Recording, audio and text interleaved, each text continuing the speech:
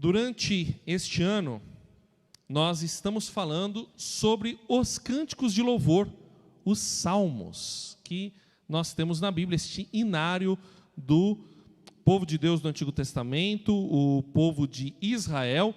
Mas quero deixar claro, as pregações elas estarão numa playlist no YouTube, mas são pregações independentes, cada salmo é um salmo, é a palavra de Deus, e não necessariamente você precisa ter ouvido a última pregação para acompanhar esta, mas se quiser, estão disponíveis no YouTube. E por que nós estamos falando sobre os salmos? Como toda a Bíblia, os salmos são inspirados por Deus, nos ensinam, a palavra de Deus nos ensina, nos instrui, nos corrige, ela é poderosa e eficaz para preparar o homem de Deus e a mulher de Deus para toda boa obra. Os salmos foram feitos para serem cantados e entoados nos cultos. Então, nós devemos também cantar, entoar e estudar, compreender, aprender com os salmos. E eles também nos ensinam pelo exemplo. Exemplo de orações, exemplo de canções que nós podemos entoar ao nosso Deus, que podemos decorar, que podemos ter no nosso coração. E o nome da série é Cânticos de Louvor, porque ela é a tradução literal de Terrilim, que é o nome do livro de Salmos na Bíblia hebraica, faz parte dos escritos. A Bíblia hebraica é dividida em 3 porções: a Torá, os 5 primeiros livros da Bíblia, os Neviim, que são os livros proféticos que incluem os livros históricos de 1 Reis de 1 Samuel até 2 Samuel, e também de Josué a 2 Reis, e também os Ketuvim, que são os escritos, do qual fazem parte os salmos. E há vários salmos nos 5 livros que formam este verdadeiro inário bíblico. A igreja cristã, em vários momentos, ela apenas cantava o livro de Salmos. Então, este é um verdadeiro inário que nós temos na Bíblia, no Antigo Testamento. O Salmo 1 faz parte dos salmos de sabedoria, ou salmos didáticos, que tem como função ensinar. Eles ensinam para nós através de uma canção, mas há também salmos de gratidão, há salmos de lamentos, há salmos de louvor com toda a comunidade, a exaltação da sabedoria de Deus. Então é muito comum você ver nos salmos sempre a primeira pessoa do plural, nós te exaltamos, Senhor. Às vezes falta isso em algumas músicas das nossas igrejas, né? A primeira pessoa não do singular, mas a primeira pessoa do plural, nós, porque estamos em comunidade, louvando, exaltando, aprendendo, confessando ao Senhor nosso Deus. Mas também há um foco na prática de culto coletiva. Há muitos salmos, porém, que são orações individuais. O coletivo, nós todos aqui somos um coletivo, somos muitas pessoas juntas, mas este coletivo é formado por indivíduos. Cada indivíduo criado à imagem e semelhança de Deus, único, você é único, sua digital só você quem tem. Deus te fez único, com qualidades, virtudes únicas, também com defeitos únicos.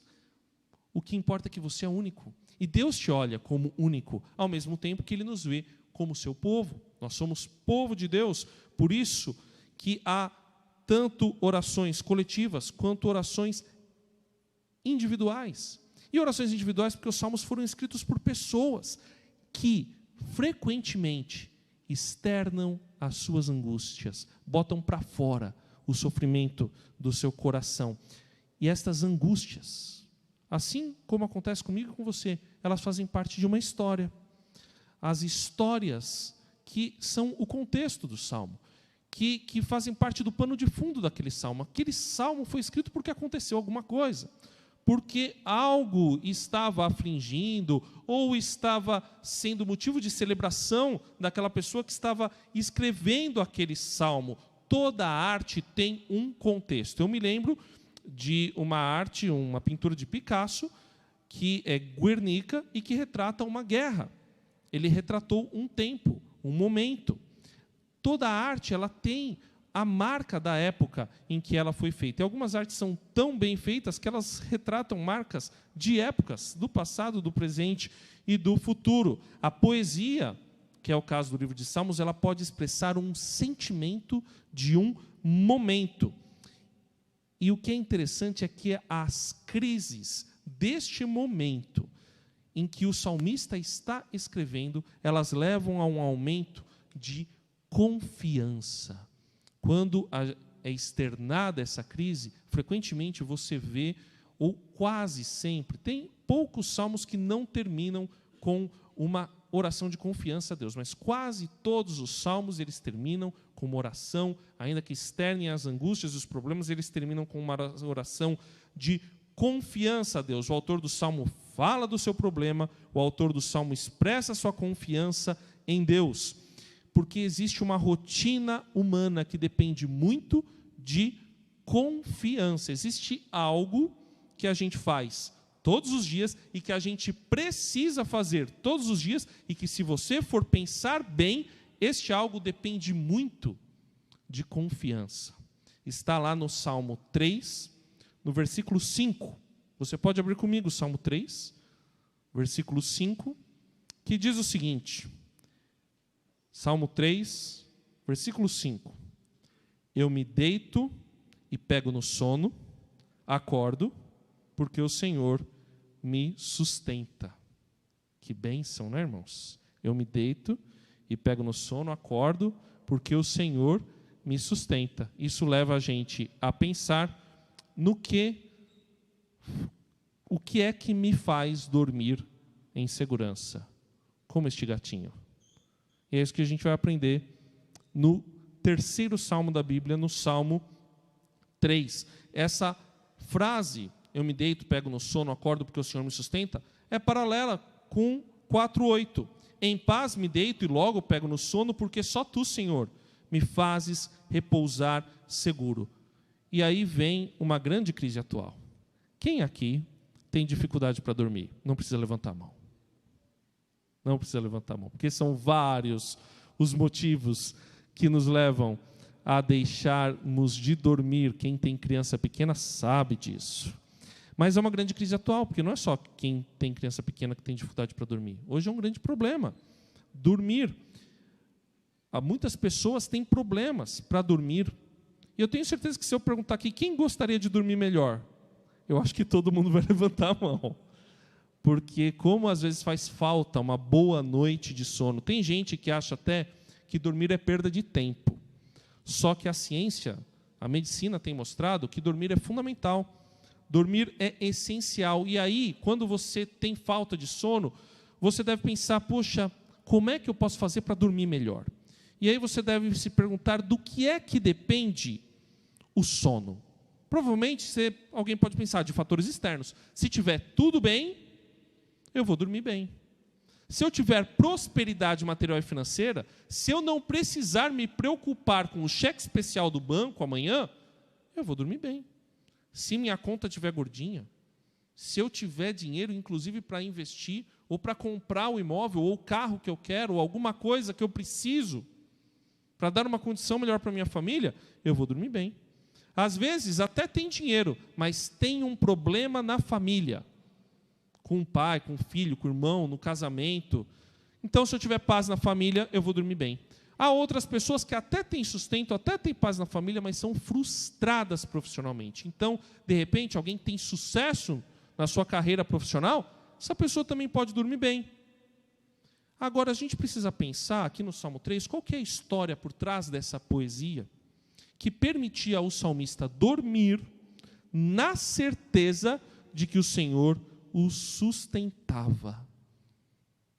Antes de tudo, vamos orar. Senhor nosso Deus, fala através de mim, fala através da minha vida, mas acima de tudo, fala através da tua palavra, em nome de Jesus. Amém.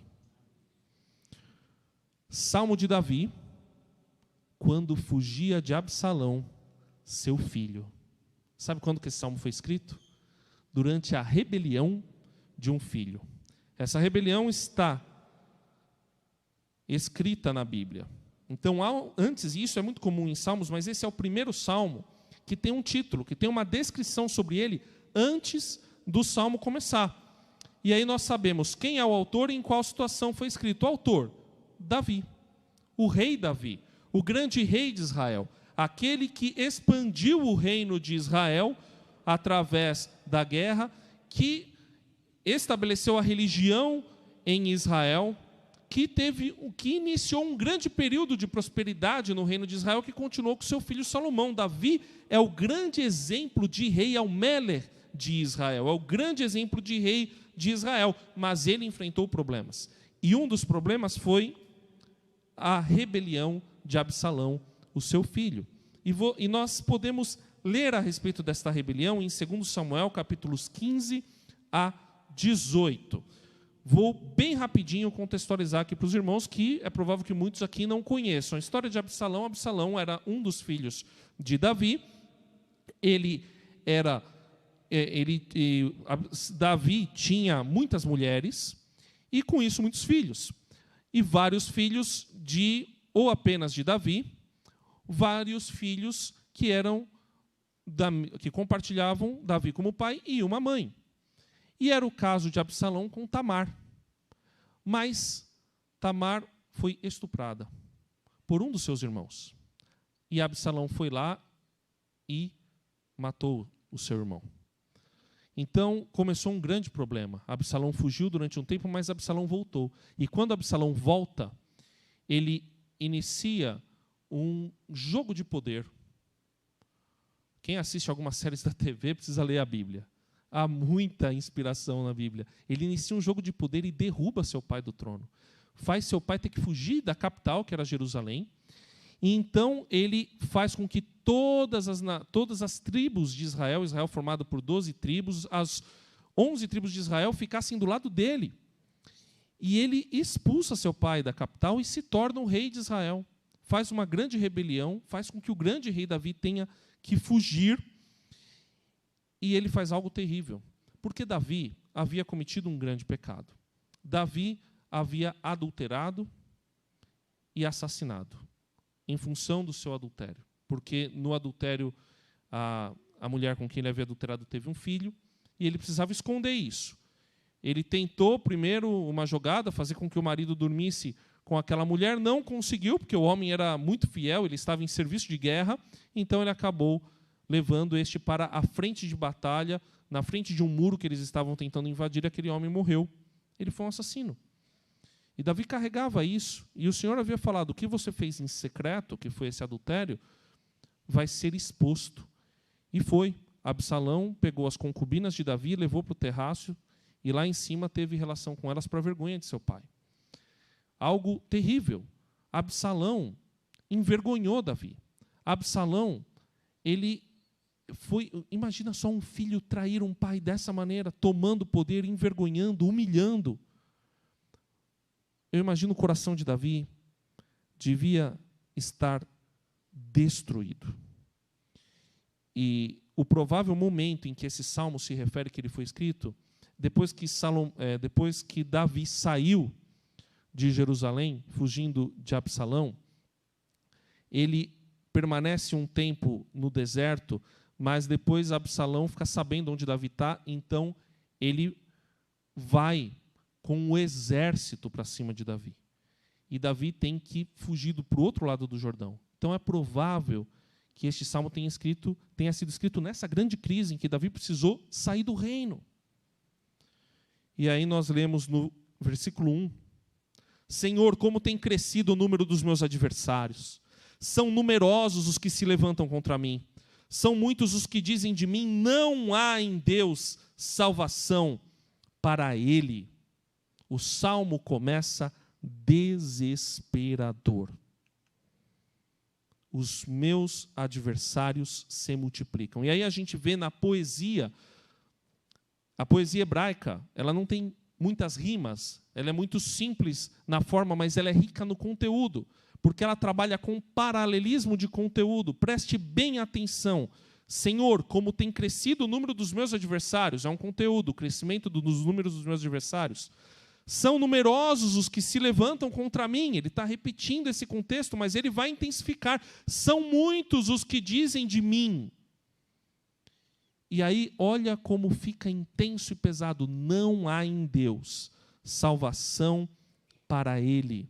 Em 2 Samuel, capítulo 16, de 7 a 8, há um momento em que uma pessoa começa a atacar pedras em Davi e em sua comitiva, e dizendo: você assassinou a família de Saul, o que está acontecendo é castigo de Deus para você. E começou a amaldiçoar Davi, e começou a xingar Davi, e começou a atacar pedras em Davi. Imagina o coração de Davi, eu imagino que o que está passando na cabeça de Davi. Estou sendo castigado pelo adultério que eu cometi, pelo assassinato que eu fiz, o meu passado me condena. Ou Davi pode estar pensando: realmente eu usurpei o trono de Saul. Eu não era da dinastia de Saul, eu era capitão de Saul. Eu me tornei general, mas eu usurpei o trono de Saul. Talvez possa ter passado na cabeça também que ele estava sendo castigado pelo sangue derramado. Davi era um homem de guerra, ele precisou matar muita gente. Também pode ter passado pela cabeça de Davi, aí vem uma revolta.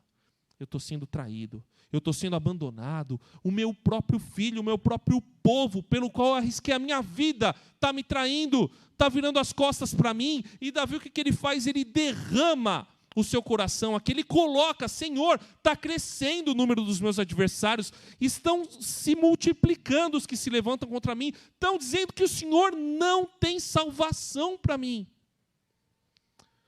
Você já ouviu de alguém que você não tem salvação? Você já recebeu essa palavra que Davi recebeu? Esse daí já era. Para esse daí, nem Deus dá jeito. E é provável que alguém já tenha falado que você é um lixo. Provável que alguém tenha falado que você não tem futuro, que você não vai para frente. E é muito comum, às vezes, a gente ouvir isso de pessoas, até de pessoas próximas, que são as nossas amigas. E essa traição dói. Isso machuca. E Davi externa isso. Mas o que é bonito no Salmo é que todos esses pensamentos negativos, que eu acho que podem ter passado na cabeça de Davi, mas ele não colocou aqui, porque os pensamentos negativos foram substituídos pela verdade. Porém, tu, Senhor, és o meu escudo protetor, és a minha glória, o que exalta a minha cabeça. Com a minha voz clamo ao Senhor, e Ele do seu santo monte me responde.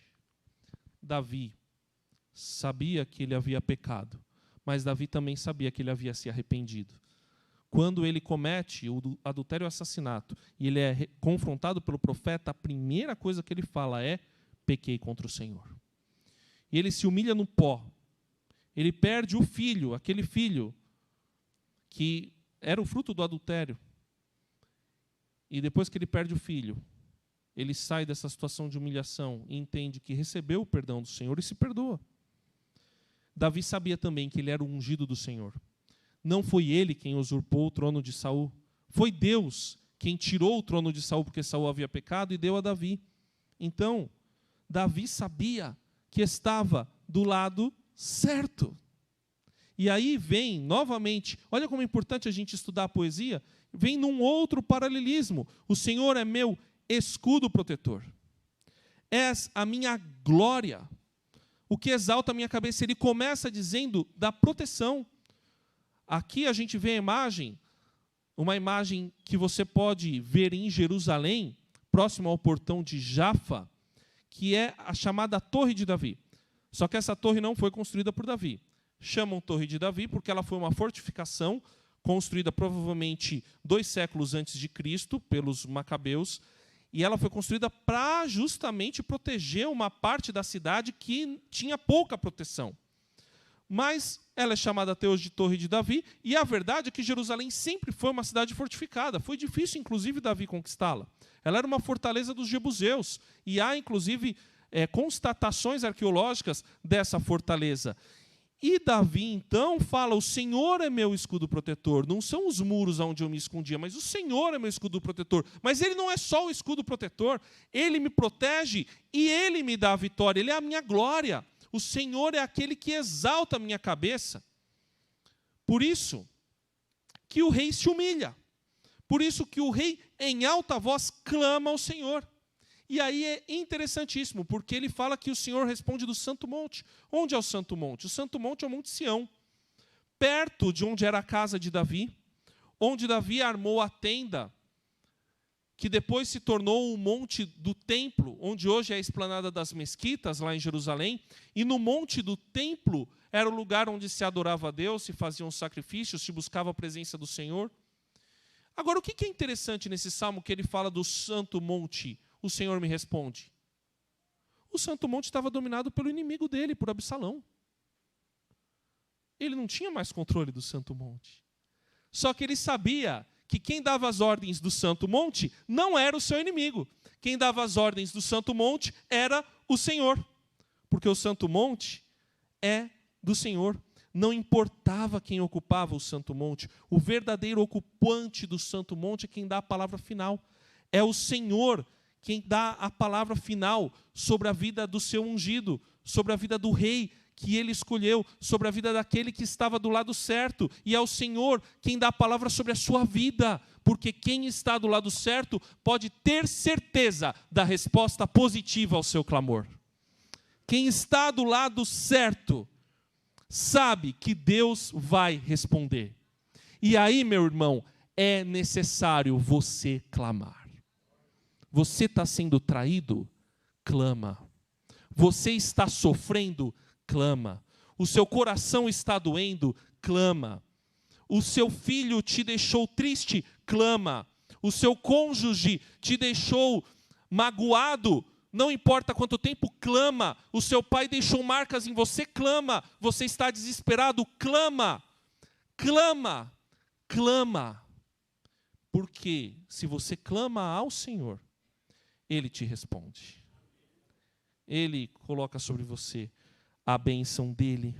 Você pode ter certeza da resposta positiva ao seu clamor quando você está do lado certo. Quando você está do lado de Deus. Por isso, quando estamos do lado de Deus, podemos ter certeza da resposta de Deus. E a certeza tem um resultado extremamente compensador. Mas eu quero destacar, precisa estar do lado certo. Então vamos avaliar primeiro. Você está do lado certo? O batismo é uma sinalização de que você está do lado certo.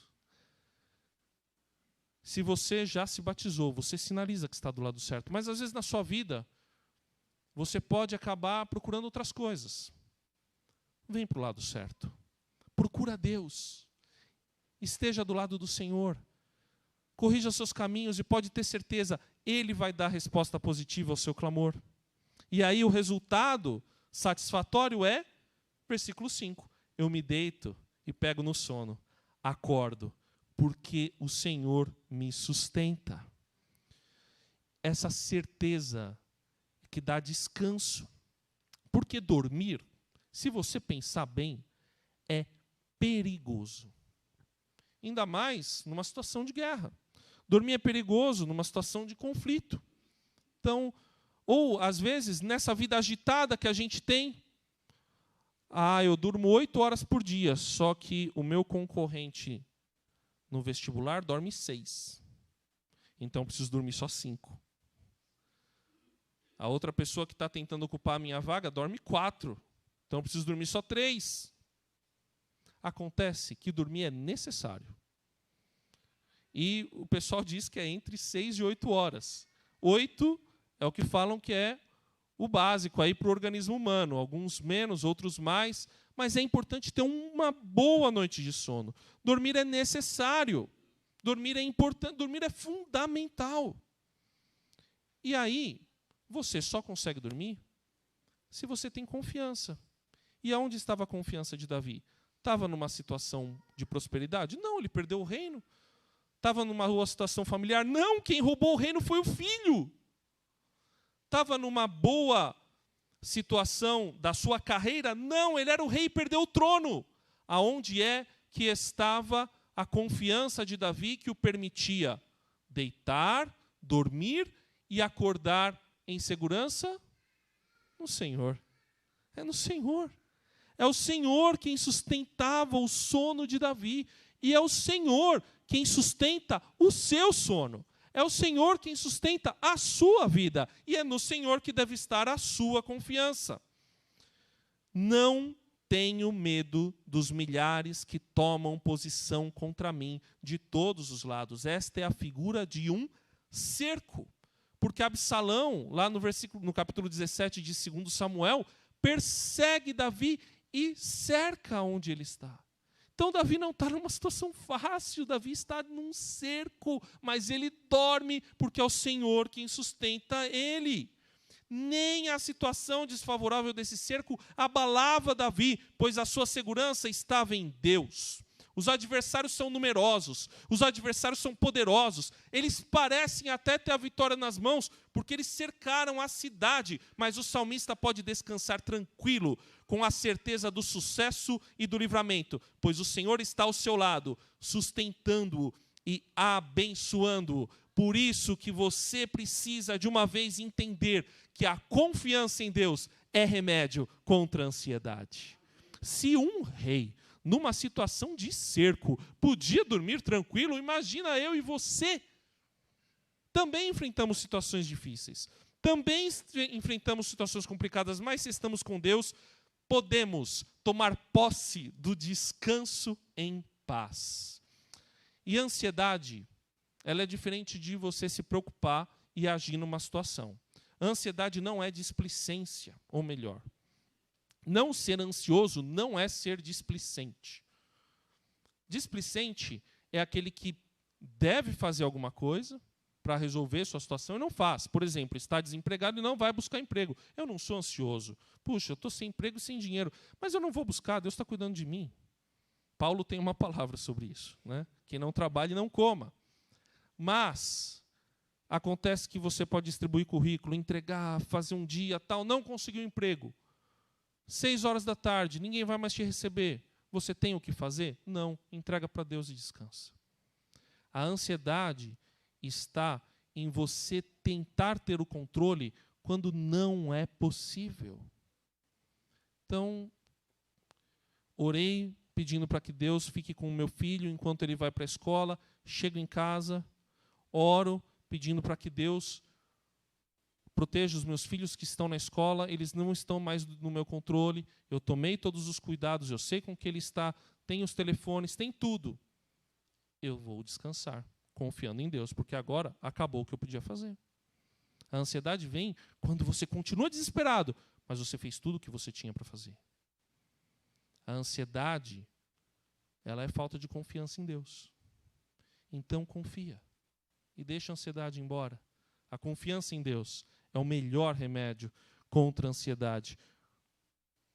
Porque quando estamos com Deus, podemos ter certeza de que Ele nos ouve. Podemos ter certeza que o Senhor atende e resolve. Levanta-te, Senhor. Salva-me, Deus meu, pois desferes um golpe no queixo de todos os meus inimigos e quebras os dentes dos ímpios. Levanta-te. Mas Deus não está dormindo nem descansando. Levanta-te é um chamado típico do antigo Israel, um pedido de socorro. Davi tem certeza da vitória, mas ele sente a pressão. Assim como eu e você sentimos a pressão do dia a dia. Por isso Davi está lançando a sua ansiedade e o seu clamor justamente para ter tranquilidade. Ele está jogando para fora. Então, Senhor, levanta-me. Salva-me. E salvação aqui no Antigo Testamento tem principalmente sentido de cura, de livramento do problema, de socorro, de tirar de uma situação desfavorável. E aqui na poesia hebraica tem um corte, porque poderia dizer, levanta-te e salva-me, Senhor Deus meu, mas ele corta para ficar poeticamente mais bonito. Levanta-te, Senhor, salva-me, Deus meu. E aí a gente vê na sequência o versículo ou o trecho do UFC. Quebras os dentes dos meus inimigos. Amém, irmãos? Mas olha, salva-me, Deus meu, pois desferes um golpe no queixo de todos os meus inimigos e quebras os dentes dos ímpios. Por que ele está falando isso aqui? Porque ele sabe que Deus derrota aqueles que oprimem os seus filhos. Porque Deus é justiça. Deus é defensor, Deus é amor, é sim, mas Ele também defende, Ele protege. E Ele também vinga. Deus pune quem faz o mal. Deus defende os seus filhos. Deus dá o troco. Só que é Deus quem dá. Não é o salmista. Não é o salmista quem fala, eu vou quebrar os dentes dos meus inimigos. Não.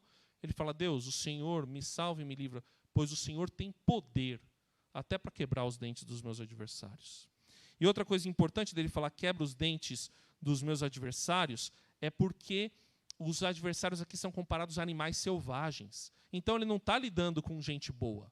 Ele está lidando com gente perigosa, com gente má, com gente perversa. E eu vou dizer a verdade, irmãos. Isso para mim é a amostra de que na oração fala o que está no seu coração. Sabe por quê? Porque Deus já sabe. Então você está com raiva na oração, meu irmão, fala. Está difícil? Grita, pergunta, questiona, mas confia. Porque o salmista fazia isso também. Com Deus é jogo aberto. Com Deus é transparência total, é relacionamento de pai e filho. E o salmista faz isso. Para mim, isso é um dos grandes exemplos do Salmo. Rasga o seu coração diante de Deus na sua oração individual com Ele. Fala o que está doendo. Fala e pede para Ele, Senhor, manda embora essa criatura que me oprime todos os dias no serviço. Mas faça a tua vontade, não a minha. Porque às vezes Ele quer usar aquela criatura para te moldar e te transformar. E aí Davi demonstra misericórdia. Porque na história, quando vão dar a vitória para ele, ele vira para os generais dele e fala assim, tenham misericórdia do menino Absalão. Ele pede para terem misericórdia do filho dele. Só que matam o filho dele. E aí ele sai chorando. Absalão, Absalão, meu filho. Mesmo reconhecendo que era adversário, Davi sofria, porque ele não desejava de verdade o mal. Ele sabia que Deus tinha o poder para desferir um direito no queixo dos seus adversários e levar a nocaute. A verdade, porém, é que Davi, acima de tudo, reconhece, e por isso ele não desfere o golpe, ele pede para Deus vingar, porque ele sabe, no versículo 8, que do Senhor é a salvação. O livramento vem do Senhor. A nossa força não é suficiente. E as circunstâncias, meu irmão, podem ser desfavoráveis. As circunstâncias, elas podem estar ao contrário daquilo que a gente pensa, ou ao contrário daquilo que a gente precisa.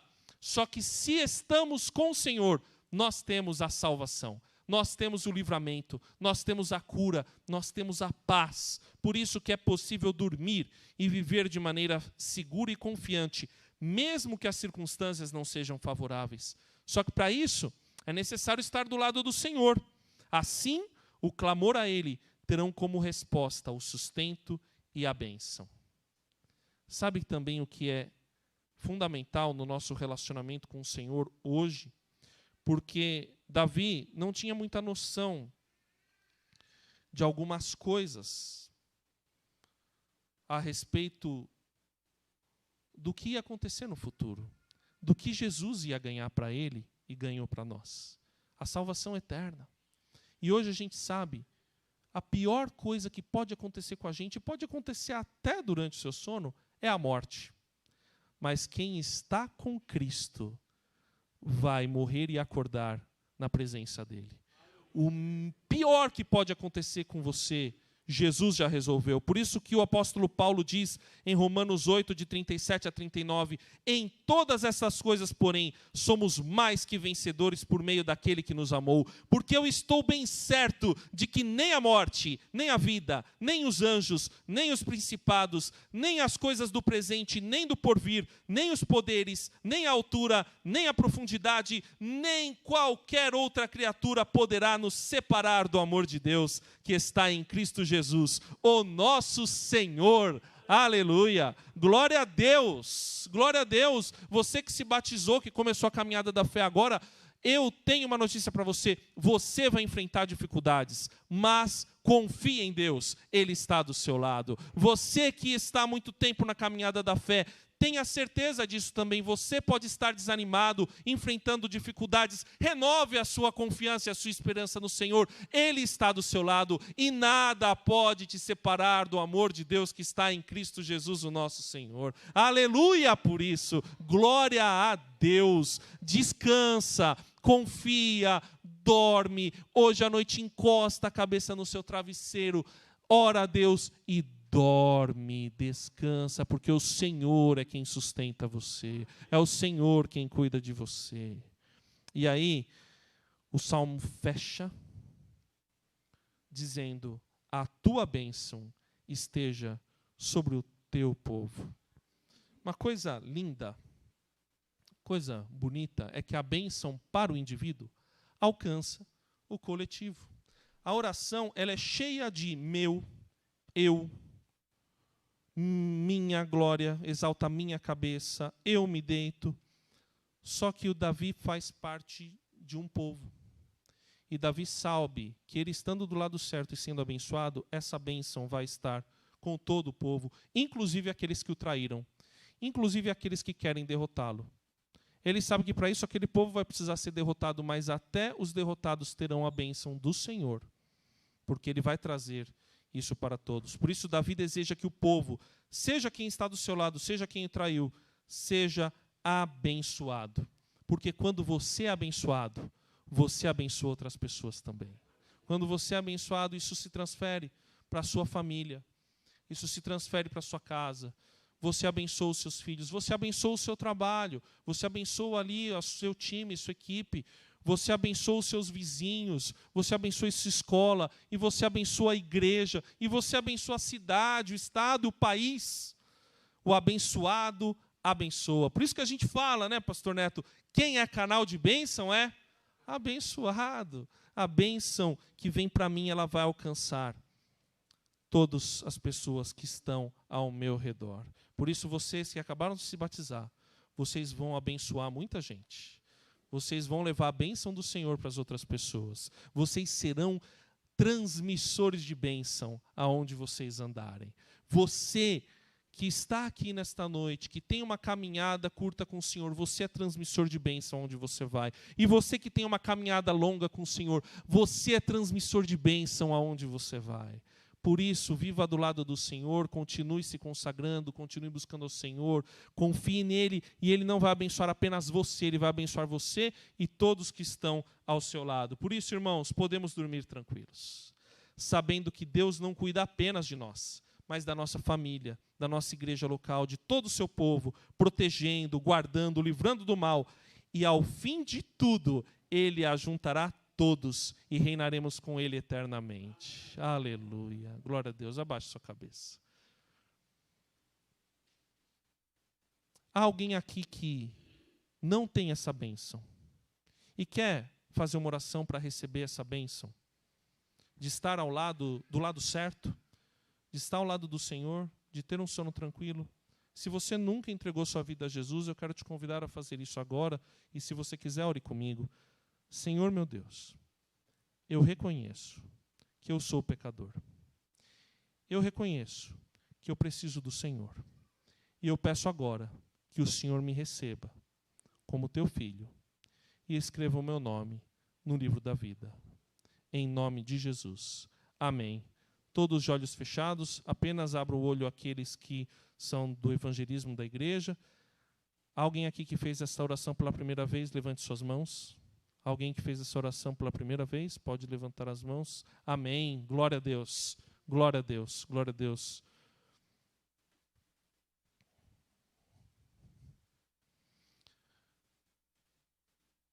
Eu vou pedir para que Luiz fique em pé. Eu vou pedir que o pastor Neto faça uma oração pela vida desse irmão que entrega a sua vida ao Senhor.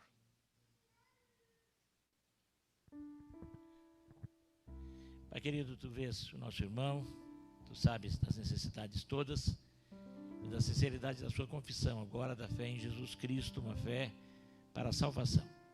Ó Deus bendito, que ele possa ter neste momento a plena certeza de que o Senhor ouve esta oração e de que pelo poder do Espírito Santo ele recebe a bênção da vida eterna. Ó Pai querido, estejas dando a ele paz estejas a abençoar também a sua família e todos os seus negócios. Cuida dele em todos os aspectos. Completa esta palavra que dita em cada coração. Aqueles que ainda não tomaram uma decisão, que a tomem. Aqueles que estão em momentos de aflição, que sintam a tua paz e que clamem de todo o coração a ti, na certeza de que tu ouves e que se coloquem à disposição para obedecer-te sempre.